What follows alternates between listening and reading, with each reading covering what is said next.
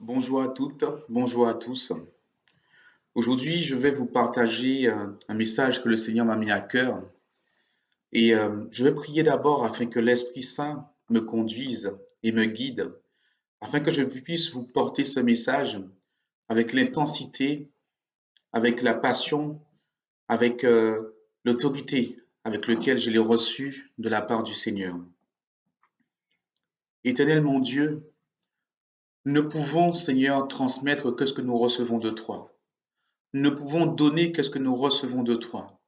Aujourd'hui, mon Seigneur et mon Dieu, je te prie de m'aider, de m'épauler, de me remplir de ton Esprit Saint, afin que je puisse porter cette parole devant ton peuple, Seigneur, afin que ton nom soit glorifié, non pas par moi, mais par ce que tu donnes à travers ma bouche, Seigneur, que ton peuple soit nourri et qu'il soit exhorté par ce message. Dans le nom de Jésus-Christ, notre Seigneur, notre Dieu, j'ai prié. Amen. Mes frères et sœurs, nous traversons des moments difficiles. Depuis plusieurs semaines déjà, nous sommes dans le confinement. Nous voyons à travers les médias des informations qui peuvent refléter une certaine inquiétude, une peur, une angoisse. Les différentes chaînes télévisées passent leur temps à dénombrer le nombre de victimes, à dénombrer le nombre de morts, à dénombrer l'état de l'économie, à dénombrer les difficultés sociales, à dénombrer les difficultés économiques présentes et à venir. Le monde vit dans une forme de peur, dans une forme d'angoisse et d'inquiétude. Et pendant ce temps-là, nous devons nous poser une question importante. Nous devons mettre en évidence un élément qui est très important. Combien? Combien de tous ceux qui sont déjà partis, enlevés par cette vague de mort, combien sont-ils à avoir reçu Jésus-Christ? Combien sont-ils à avoir leur nom inscrit dans le livre de vie? Combien sont-ils qui auront droit à la résurrection le jour du retour de notre Seigneur? En me faisant cette réflexion, en me posant cette question que nous devons tous nous poser, je me suis dit, nous devons apporter la parole encore plus, avec plus de ferveur. Nous devons apporter la parole avec plus de ferveur. Un soir, nous avions avec Daphné, ma femme, une période intense de prière.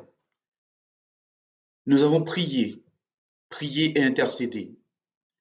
Et à l'issue de ce moment de prière, même pendant cet instant de prière, je recevais cette phrase: Jésus-Christ est Seigneur et Sauveur. Jésus-Christ est Seigneur et Sauveur. Jésus-Christ est Seigneur et Sauveur. Ce fut pour moi comme une révélation. Ceci constituera le thème, le fond de mon message, le titre de mon message et le fond de mon message, celui que je reçois de la part de notre Dieu. Jésus-Christ est Seigneur et Sauveur. C'est le fond même, c'est la base même de l'évangélisation. Nous devons apporter cette parole à ceux qui sont au dehors et qui ne l'ont pas encore reçue. C'est le principe même de l'évangélisation. Quand nous regardons la définition même de l'évangélisation, il est écrit ceci dans le dictionnaire. Évangélisation vient du verbe évangéliser, qui signifie prêcher l'évangile à des populations non chrétiennes, c'est-à-dire n'ayant pas encore reçu Christ. Évangile. C'est quoi l'évangile? L'évangile, dont la traduction du mot latin évangélium, qui lui-même est issu du grec évangélion et qui signifie la bonne nouvelle. L'évangélisation, c'est prêcher l'évangile qui est la bonne nouvelle. Il est dit de l'évangile qu'il relate la vie et l'enseignement de Jésus-Christ de Nazareth.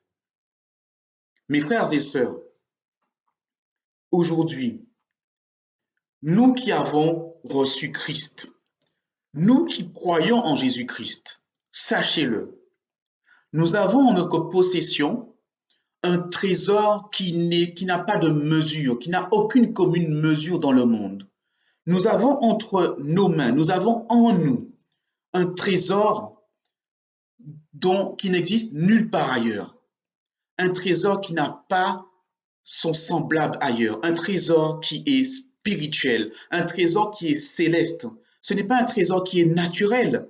Ce n'est pas un trésor que le monde peut toucher, que le monde peut chercher dans les trésors mondains. Non, nous avons en nous un trésor céleste. Nous avons en nous une richesse céleste. Nous devons partager cette richesse. Paul dit dans le livre de Colossiens, Colossiens 1, des versets 25 à 27. Colossiens 1, des versets 25 à 27. Paul dit ceci. C'est d'elle, comprenez, l'Église, corps du Christ. Paul dit, c'est d'elle, donc c'est de l'Église, que j'ai été fait ministre selon la charge que Dieu m'a donnée auprès de vous, afin que j'annonce pleinement la parole de Dieu, le mystère caché de tout temps et dans tous les âges, mais révélé maintenant à ses saints. Dieu a voulu leur faire connaître la glorieuse richesse de ce mystère parmi les païens, savoir Christ en vous, l'espérance de la gloire. Quelle est cette glorieuse richesse? Christ en vous. Mes frères et sœurs, celui qui croit a en lui une glorieuse richesse, Christ en lui. Mes frères et sœurs, nous qui croyons, nous avons en nous une glorieuse richesse, à savoir Christ en nous. Devons-nous garder cette richesse pour nous-mêmes? Devons-nous, de façon avare, conserver cette richesse pour nous-mêmes? La réponse est non. Paul dit ceci dans le livre de Timothée, en 2 Timothée 1. 2 Timothée 1, nous allons lire le verset 1. Paul écrit ceci. Il parle de lui-même. Paul, apôtre de Jésus-Christ, par la volonté de Dieu, pour annoncer la promesse de la vie qui est en Jésus-Christ. Annoncer la promesse de la vie qui est en Jésus-Christ. Et il disait un peu plus haut, comme nous avons lu dans Colossiens, la glorieuse richesse de ce mystère parmi les païens, à savoir Christ en vous. Nous avons Christ en nous.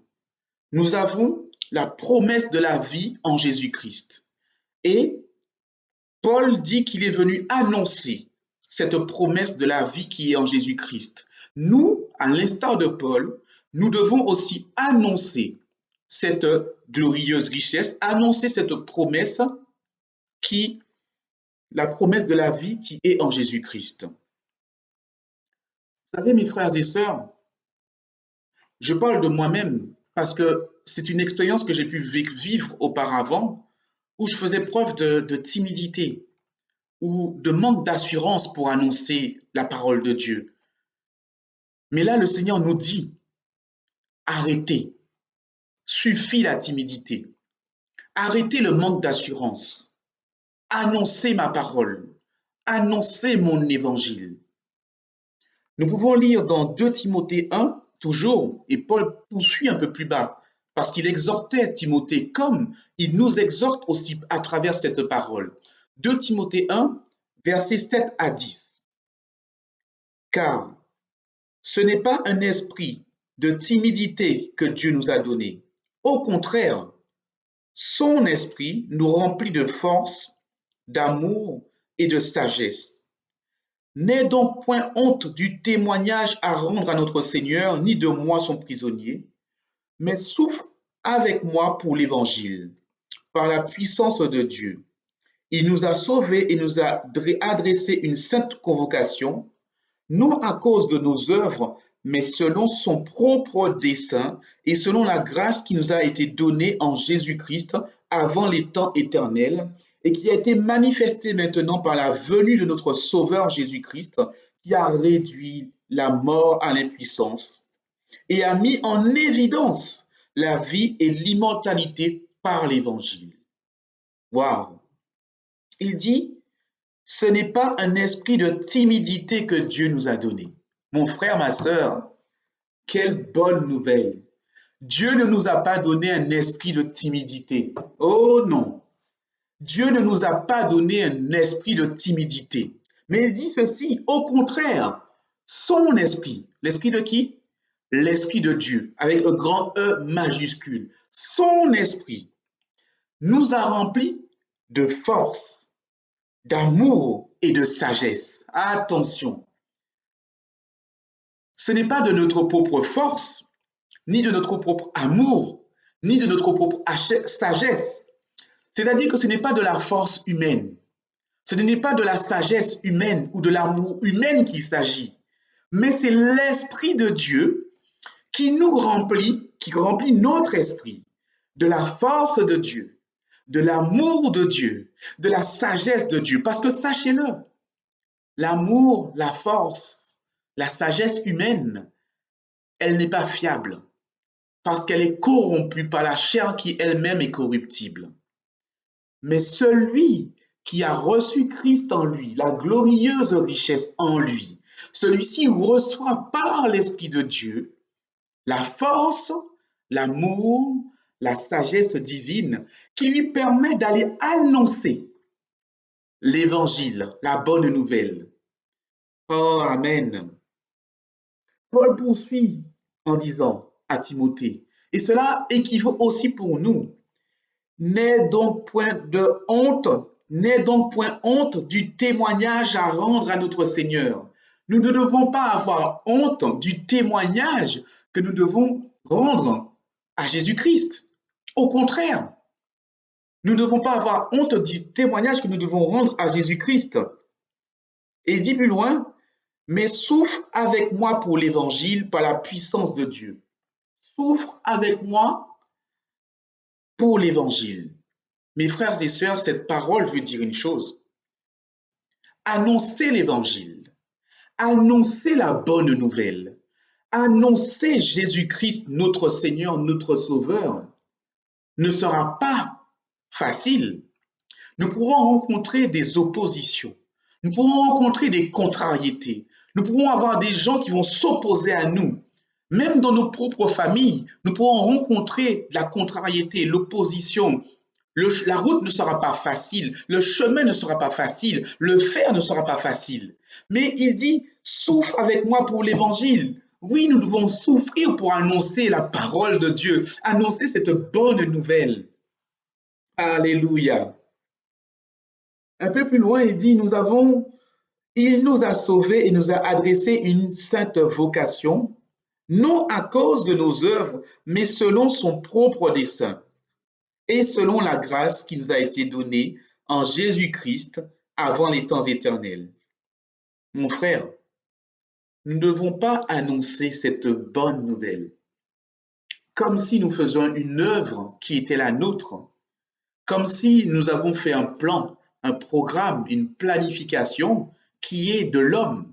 Non, mais nous devons le faire selon le dessein de Dieu, son propre dessein et selon la grâce qui nous a été donnée. Nous devons annoncer l'évangile selon le dessein de Dieu. C'est-à-dire que nous devons nous laisser conduire par Dieu, conduire par son esprit, afin de pouvoir annoncer cet évangile avec amour, avec sagesse, avec force, mais selon la force, l'amour, la sagesse de l'Esprit de Dieu.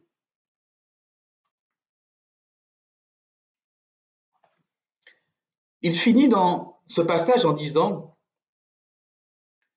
Jésus-Christ, qui a été manifesté maintenant par la venue de notre Seigneur Jésus-Christ, qui a réduit la mort à l'impuissance et a mis en évidence la vie et l'immortalité par l'Évangile. Jésus-Christ que nous annonçons, Jésus-Christ en qui nous croyons, a réduit la mort à l'impuissance. Il a réduit la mort à l'impuissance et il a mis en évidence la vie et l'immortalité par l'Évangile. L'Évangile que nous annonçons, qui est de prêcher la bonne nouvelle de Jésus-Christ. Ce même Christ qui a réduit la mort à l'impuissance, et qui met en évidence la vie et l'immortalité. Alléluia. Mes frères et sœurs, nous ne devons pas avoir honte de rendre témoignage à Jésus-Christ. Nous ne devons pas avoir honte de rendre témoignage à celui en qui nous croyons, celui qui est notre Sauveur, celui qui est notre Seigneur. Jésus dit lui-même en Marc 8, 38, Jésus dit ceci, « Car quiconque aura honte de moi et de mes paroles, au milieu de cette génération adultère et pécheresse, le Fils de l'homme aura aussi honte de lui quand il viendra dans la gloire de son Père avec les saints anges. Quiconque aura honte de moi et de mes paroles, quiconque aura honte de moi et de mes paroles. » Aujourd'hui, si tu as reçu le témoignage de Jésus-Christ, si tu as reçu la parole de Jésus-Christ dans ton cœur, n'aie pas honte de ton Seigneur, n'aie pas honte de ton Dieu. Car si tu as honte de Dieu dans cette génération adultère, perverse et pécheresse, le jour de l'avènement de notre Seigneur, le jour de son retour, il aura honte de toi devant le Père, son Père, le Dieu Tout-Puissant. Paul a averti Timothée et il nous avertit, n'aie point honte du témoignage à rendre à notre Seigneur. Et Jésus lui-même dit, quiconque aura honte de lui et de ses paroles, lui, il aura honte de cette personne devant le Père. Si on prend la phrase à l'inverse, si nous n'avons pas honte de témoigner de Jésus-Christ dans cette génération perverse et pécheresse, adultère, infidèle, si nous n'avons pas honte de témoigner de notre Seigneur Jésus-Christ Sauveur, alors lui, le jour de son avènement, il n'aura pas honte de nous devant le Père. Il pourra dire, Papa, Père, Abba, voici celui qui a témoigné de moi dans ce monde, dans cette génération perverse. Rappelez-vous cette phrase qui dit dans la parole, ne vous conformez pas au siècle de ce temps présent. Ne vous conformez pas. Ne vous conformez pas au siècle présent. C'est-à-dire, ne prenons pas les habitudes, l'attitude, le comportement des gens qui sont dans ce monde, dans le siècle présent. Mais conformons-nous à la parole de Dieu. Mais que nous dit la parole de Dieu? Il nous appelle, comme Paul l'a fait, à proclamer l'Évangile, à témoigner de Jésus-Christ, Seigneur et Sauveur. En tant que chrétiens, mes frères et sœurs, nous avons une mission. Nous avons proclamé avec amour, avec assurance, avec force, avec sagesse. Mais attention, toutes ces choses qui sont données par l'Esprit de Dieu, l'amour donné par l'Esprit, la force donnée par l'Esprit, l'assurance, la sagesse donnée par l'Esprit. Nous devons proclamer l'Évangile. Et quel est cet Évangile? Jésus-Christ est Seigneur des Seigneurs. Jésus-Christ est Sauveur. Jésus-Christ a donné sa vie à la croix de Golgotha. Il est mort et ressuscité pour que toi, tu aies la vie. Voici quelle est la mission du chrétien. Voici quel est le cœur de l'Évangile. Annoncer Jésus-Christ Sauveur, annoncer Jésus-Christ Seigneur, annoncer Jésus-Christ ressuscité. Alléluia. Mes frères et sœurs, la tâche est grande. La tâche est grande. Combien sont ceux qui meurent sans avoir connu le Christ? Combien sont ceux qui meurent sans avoir reçu cette merveilleuse parole et qui auraient pu donner leur vie à Christ et ainsi être sauvés? Jésus-Christ, Seigneur et Sauveur. Vous savez, pour pouvoir proclamer ces choses, pour pouvoir proclamer que Jésus-Christ est Seigneur, nous-mêmes qui avons reçu cette parole, nous devons croire tout ce que la Bible dit est vrai. Nous devons croire en tant que chrétiens que tout, je dis bien, tout ce que dit la Bible est vrai. Nous ne pouvons pas proclamer cette vérité, nous ne pouvons pas porter cette vérité si nous-mêmes, nous n'avons pas reçu en nous-mêmes et que nous n'avons pas cru que ce que la parole de Dieu dit est vrai. Jésus-Christ est Seigneur. Nous allons prendre le livre des Colossiens, Colossiens 1. Colossiens 1, les versets 15 à 17. Colossiens 1, les versets 15 à 17. Paul dit ceci. Le Fils est l'image du Dieu invisible, le premier-né de toute la création, car en lui ont été créées toutes les choses qui sont dans les cieux et sur la terre, les visibles et les invisibles, trône, dignité, domination, autorité, tout a été créé par lui et pour lui.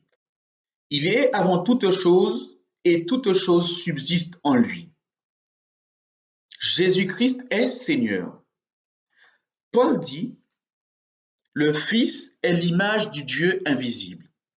Donc, Jésus-Christ, le Fils, est à l'image du Père, le Dieu invisible.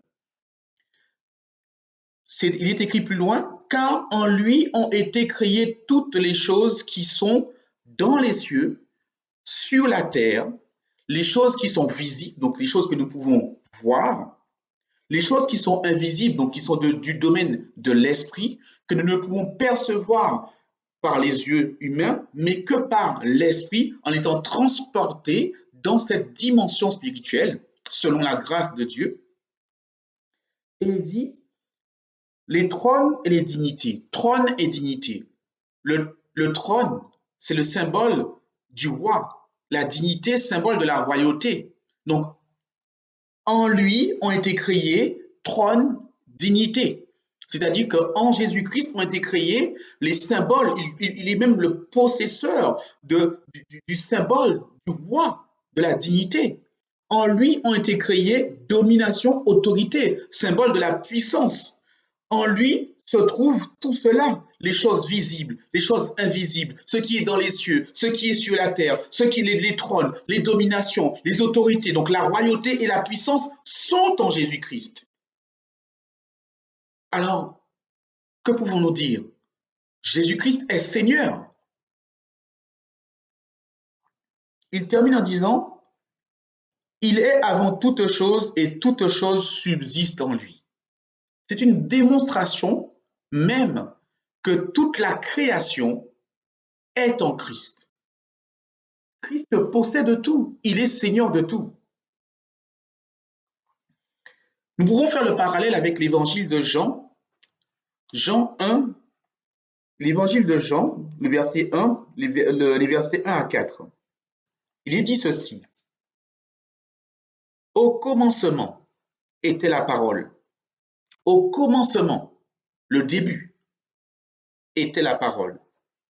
Et la parole était avec Dieu, et la parole était Dieu. La parole, ici, matérialise Christ. On dit bien que l'évangile, c'est la parole de Dieu. La parole était avec Dieu, la parole était Dieu. Donc Christ était avec Dieu, mais Christ était aussi Dieu. Christ, la parole, était avec le Père, mais le Père était avec le Fils et le Père sont le même. Elle était au commencement avec Dieu. Toutes choses ont été faites par elle, et rien de ce qui a été fait n'a été fait sans elle. Toutes choses ont été faites par elle, et rien de ce qui a été fait n'a été fait sans elle. En elle était la vie, et la vie était la lumière des hommes. C'est-à-dire que même la vie est en Jésus-Christ. Il ne peut y avoir de véritable vie sans Jésus-Christ, le Seigneur des Seigneurs. Jésus-Christ est Seigneur de toutes choses. En lui, toute chose a été créée. L'Évangile, la parole de Dieu, la bonne nouvelle, Jésus-Christ de Nazareth est la parole faite chair, afin que nous le recevions, afin que nous croyions en lui et que cette parole soit notre source de vie. Que ce Christ, loin de l'Éternel, soit notre source de vie. Nous devons proclamer cela. Nous devons croire en cela et le proclamer. Le proclamer à qui? À ceux qui n'ont pas encore reçu Jésus-Christ.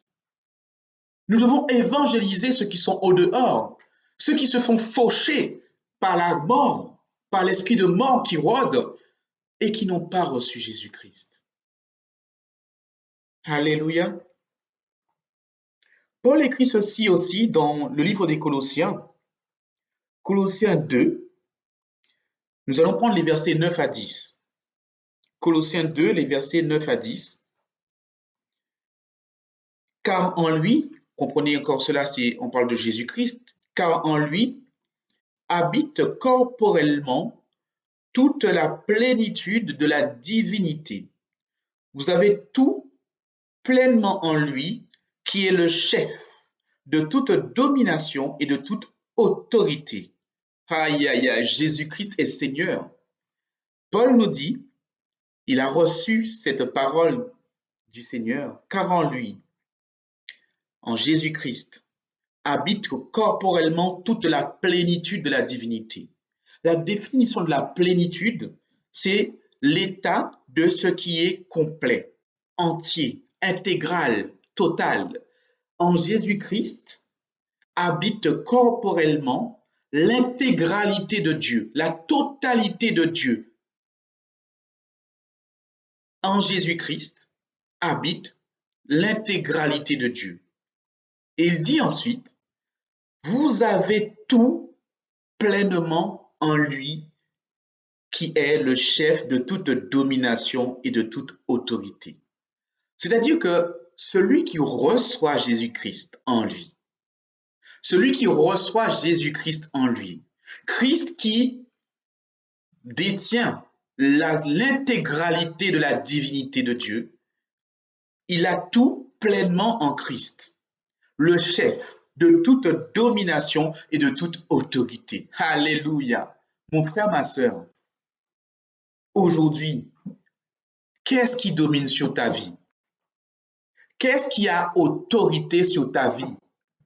La mort a-t-elle une autorité sur ta vie? La maladie a-t-elle une autorité sur ta vie? Le monde a-t-elle une autorité sur ta vie? Un homme ou une femme a-t-il ou elle une autorité ou une domination sur ta vie? Aujourd'hui, je viens t'annoncer qu'en Christ, qui est le chef de toute domination et de toute autorité, rien ne peut dominer sur ta vie. Rien ne peut avoir une autorité sur ta vie. Est Christ en toi. Est Christ en toi. Lui qui est le chef de toute domination et de toute autorité. Alléluia. Paul dira aussi ceci en Colossiens 2, 15, c'est quelques versets plus bas. Colossiens 2, 15, il parle ici de Jésus-Christ toujours. Il a dépouillé les dominations et les autorités. Comprenez, les dominations et les autorités du monde, les dominations et les autorités des ténèbres, les dominations et les autorités du diable. Il dit, Jésus-Christ, a dépouillé les dominations et les autorités et les a livrées publiquement en spectacle en triomphant d'elles par la croix. Il s'est passé quoi à la croix? La mort du Christ, qui a été ressuscité le troisième jour. Il est mort et ressuscité. Celui en qui réside toute domination et toute autorité. Celui qui s'est donné, qui s'est sacrifié comme un agneau silencieux à la croix de Golgotha. En celui-ci, en Jésus-Christ, toutes les autorités et les dominations du monde et des ténèbres ont été dépouillées et livrées publiquement en spectacle. À cause de qui? Un seul nom, Jésus-Christ de Nazareth. Jésus-Christ est Seigneur. Jésus-Christ est Seigneur. Le livre d'Apocalypse 17, nous allons lire le verset 14. Je vous exhorte à lire même les versets en aval et en amont. Nous allons lire le verset 17. Apocalypse 17, verset 14, excusez-moi. Ils combattront contre l'agneau. Le il ici représente les 10 rois qui donnent leur puissance et leurs autorités à la bête. Donc, les puissances du mal, les puissances des ténèbres. Ils combattront contre l'agneau.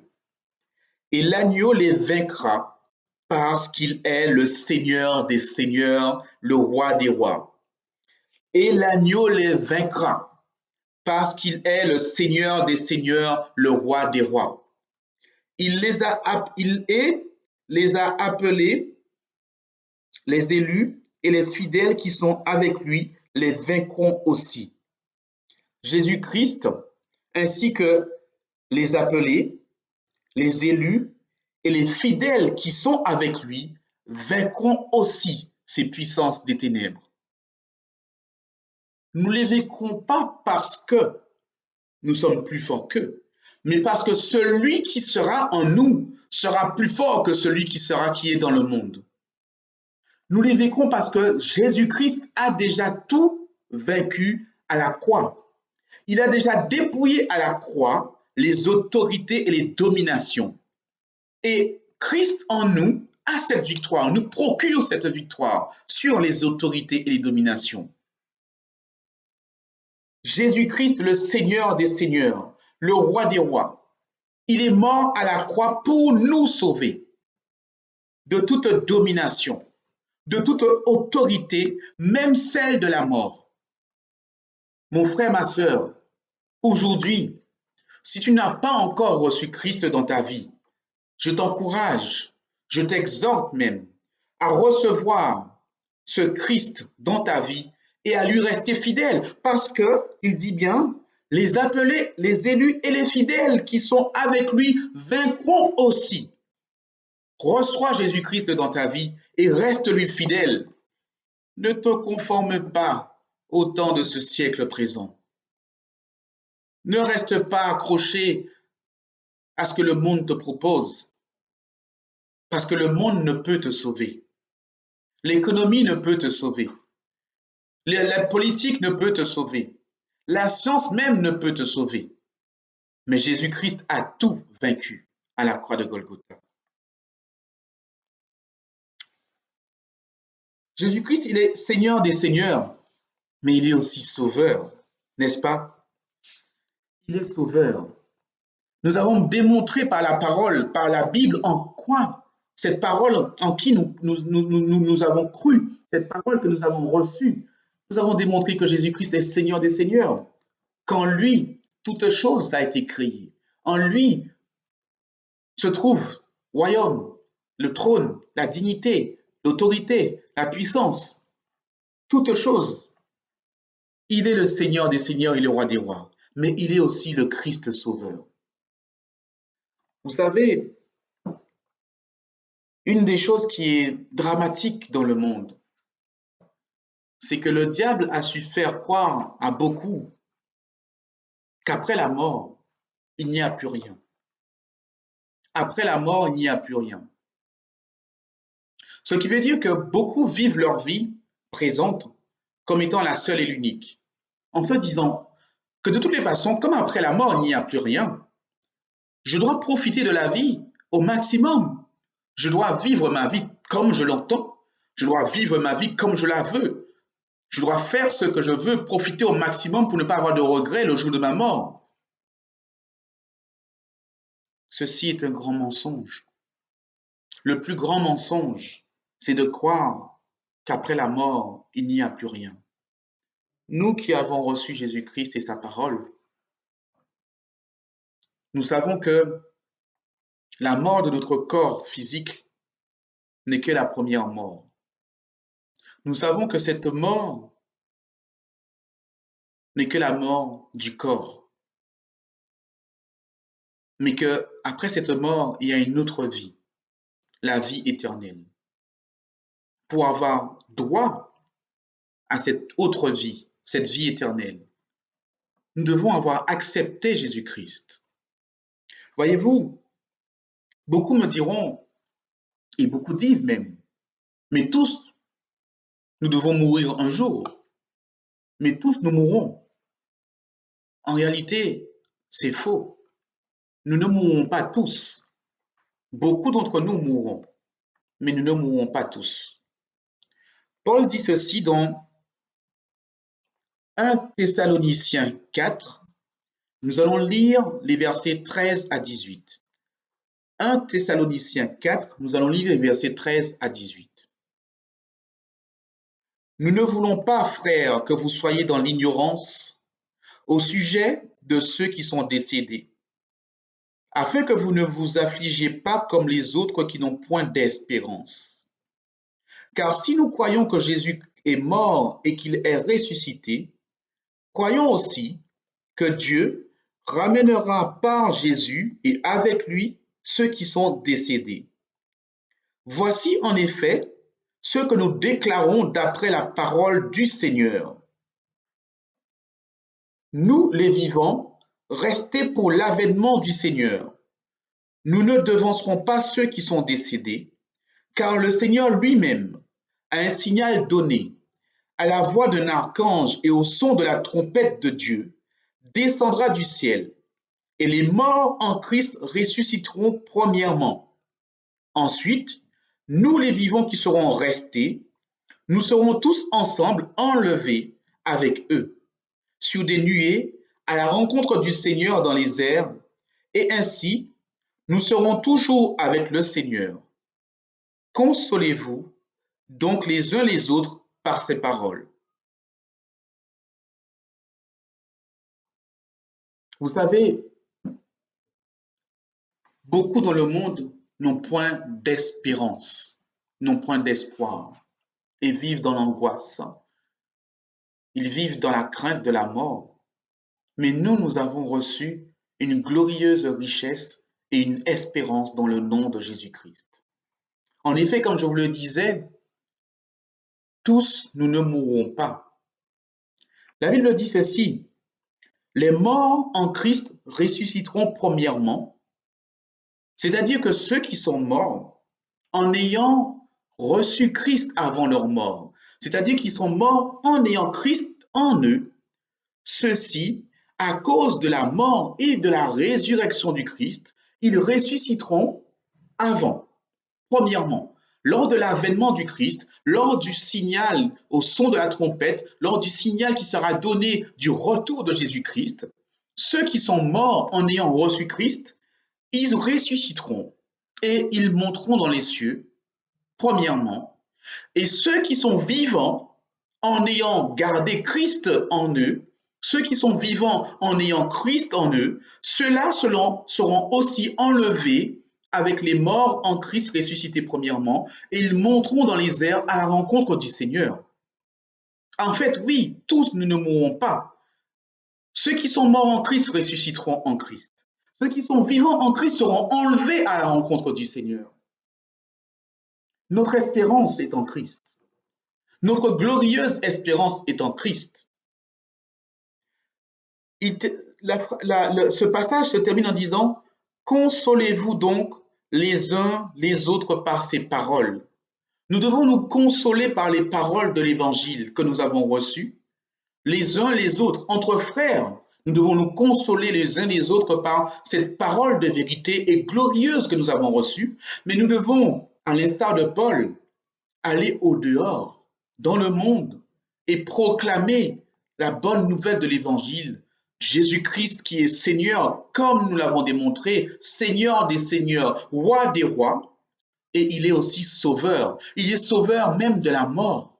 Il est sauveur parce qu'il est Seigneur et Seigneur, Seigneur des seigneurs et roi des rois. Il règne sous toutes choses. En lui se trouve la vie en abondance, la vie éternelle. Mon frère, ma sœur, n'aie aucune crainte de la mort. Je ne te dis pas d'aller rechercher la mort, mais je te dis, n'aie pas crainte de la mort. Car Jésus-Christ a vaincu la mort.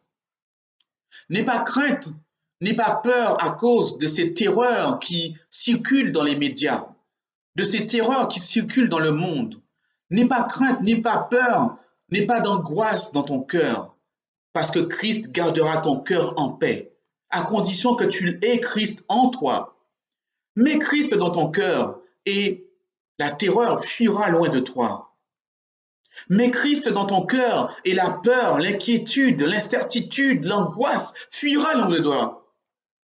Aie Christ en toi, le Seigneur des Seigneurs, lui qui domine sur toutes choses. Il dominera sur ta peur, il dominera sur tes inquiétudes, il dominera sur tes incertitudes. Aie Christ en toi. Nous allons terminer avec un dernier passage en Marc 8. Nous allons prendre le livre de Marc, Marc 8, et nous allons lire les versets 34 à 35. Il y est écrit ceci. Puis, ayant appelé la foule avec ses disciples, ici il s'agit de Jésus, Jésus ayant appelé la foule avec ses disciples, il leur dit, si quelqu'un veut venir après moi, qu'il renonce à lui-même, qu'il se charge de sa croix et qu'il me suive. Car celui qui voudra sauver sa vie la perdra. Mais celui qui perdra sa vie à cause de moi et de la bonne nouvelle la sauvera. Alléluia! Mon frère, ma sœur, aujourd'hui, Dieu m'utilise comme un humble serviteur pour t'annoncer cette bonne nouvelle. Ne cherche pas à sauver ta vie comme le monde voudrait te faire croire que cette vie, c'est la seule et l'unique.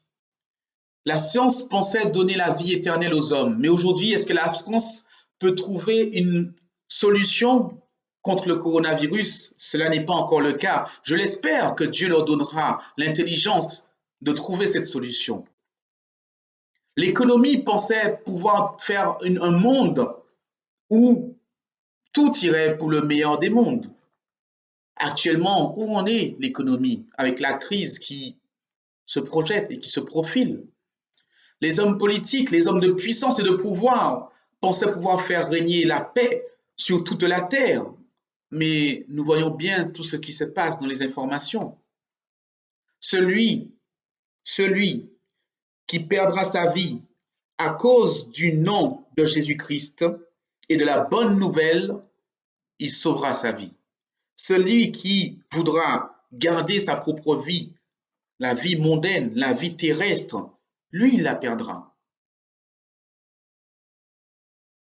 Mon frère et ma sœur, Christ nous appelle à renoncer à nous-mêmes, à renoncer à notre propre vie pour le suivre, lui. Aujourd'hui, si tu m'entends, je t'exhorte, je t'encourage même, je t'encourage à recevoir cette bonne nouvelle, à l'accepter au fond de toi-même, à recevoir Christ comme Seigneur et Sauveur. Je vous exhorte, mon frère, je vous exhorte, mes frères et sœurs, vous qui ne l'avez pas encore reçu, de croire en Jésus-Christ, Seigneur des Seigneurs, lui qui est mort à la croix et qui a été ressuscité par Dieu le Père, afin que vous, qui auriez cru en lui, puissiez être sauvés et avoir part à la vie éternelle.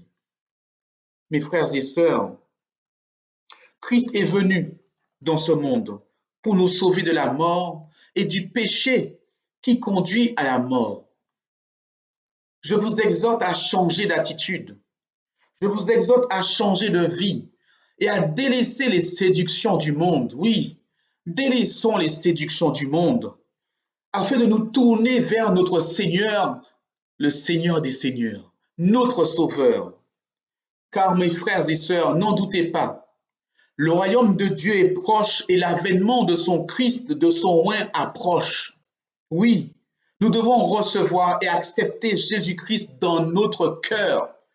Nous devons recevoir et accepter Jésus-Christ dans notre cœur, car celui qui meurt en ayant Christ en lui aura part à la vie éternelle. Ô éternel Dieu Tout-Puissant, je te prie de diffuser cette bonne nouvelle à travers les nations, d'utiliser tes enfants qui ont reçu ta parole, d'utiliser les femmes, les hommes qui ont reçu cette parole de vérité, parce que la Bible dit vrai, d'utiliser ces hommes et ces femmes qui ont à cœur de pouvoir proclamer cet évangile afin que beaucoup plus soient sauvés, que beaucoup plus aient leur nom inscrit dans le livre de vie. Ayons déjà nos noms inscrits dans le livre de vie et partons proclamer cet évangile au dehors pour que beaucoup plus puissent recevoir Jésus-Christ, Seigneur des Seigneurs, Jésus-Christ notre Sauveur. Éternel notre Dieu, je te rends grâce et gloire pour cette parole que tu as mis à mon cœur. Que cette parole puisse toucher d'autres qui ne t'ont pas encore reçu. Que cette parole puisse être plantée dans leur cœur et que tu puisses arroser cette parole de ton esprit afin de la faire germer et de les convaincre de te recevoir, de t'accepter et de te suivre. Dans le nom de Jésus-Christ, j'ai prié. Amen. Je vais terminer ce passage en lisant notre prière inspirée par le Seigneur que nous faisons à l'Église. Cette prière qui est celle-ci.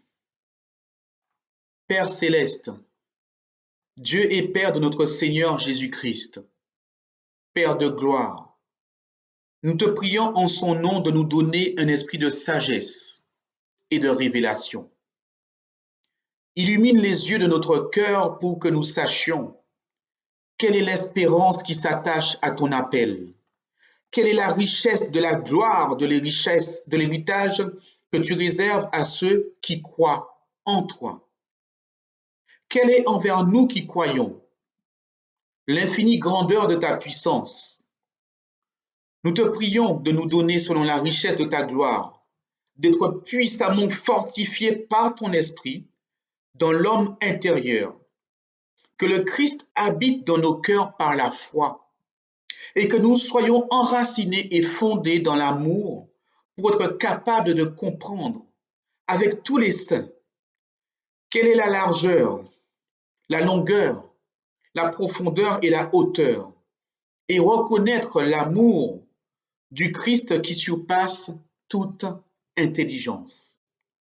Nous te prions, Père, de nous remplir de la connaissance de ta volonté, en toute sagesse et intelligence spirituelle, afin que nous te connaissions davantage, que nous marchions d'une manière digne du Seigneur, que nous lui soyons entièrement agréables, que nous portions des fruits en toutes sortes de bonnes œuvres et que nous soyons capables d'être persévérants et patients. Avec joie, nous te rendons grâce au nom de Jésus, car tu nous as rendus capables d'avoir part à l'héritage des saints dans la lumière. Amen. Jésus-Christ est Seigneur et Sauveur. Jésus-Christ est Seigneur et Sauveur. Bon dimanche à tous.